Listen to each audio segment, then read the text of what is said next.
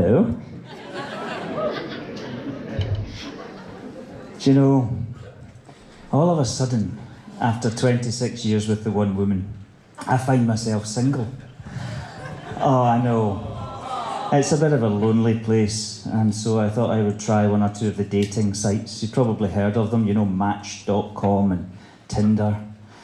I found one called Hinge, and I'm thinking, Hinge? That's a terrible name for a dating site, isn't it? I mean, Hinge, it rhymes with singe and binge and cringe, and maybe they could have thought of a better name for it than that.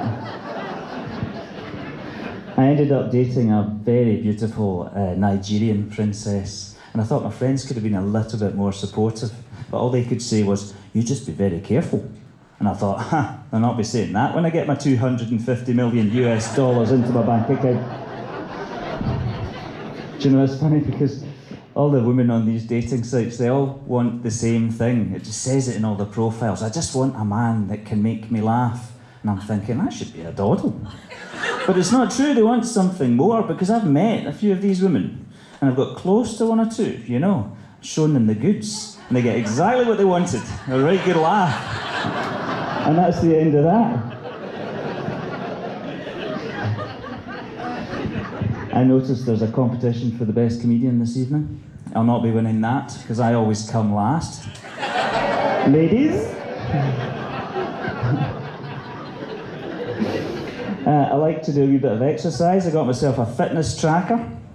Masturbated myself 10 kilometres in half an hour.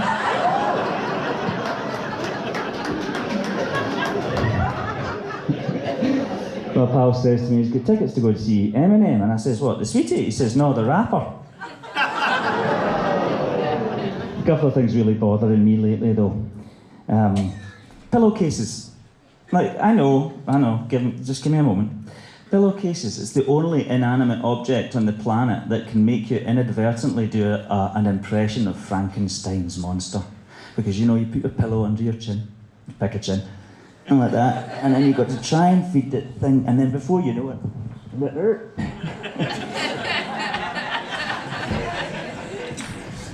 yeah, Frankenstein's monster.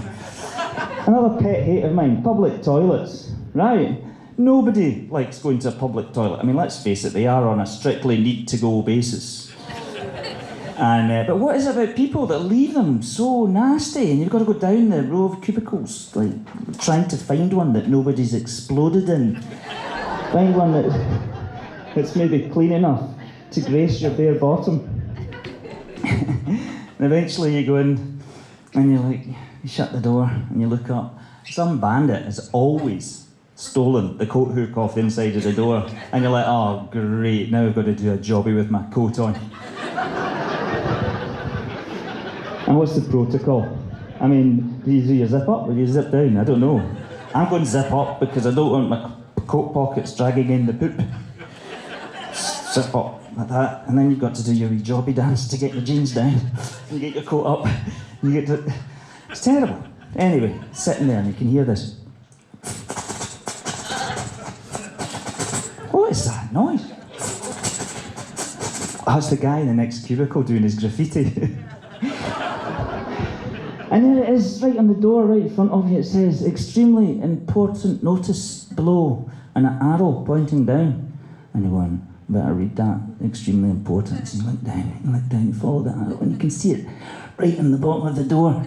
Tiny wee writing, and you can't get close. Hold on, I need to undo my coat.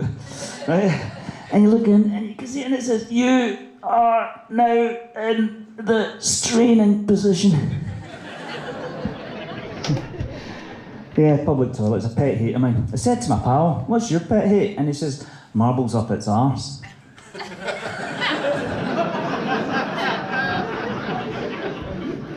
Pretty sure that's not what I meant. And how does he know? I mean, and there's the poor animal going, oh, not this again. And he's like, right, here you.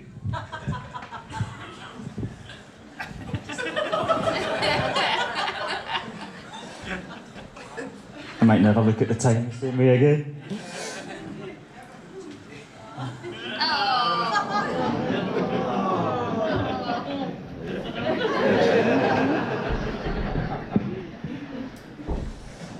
I know. See, Nutella, right?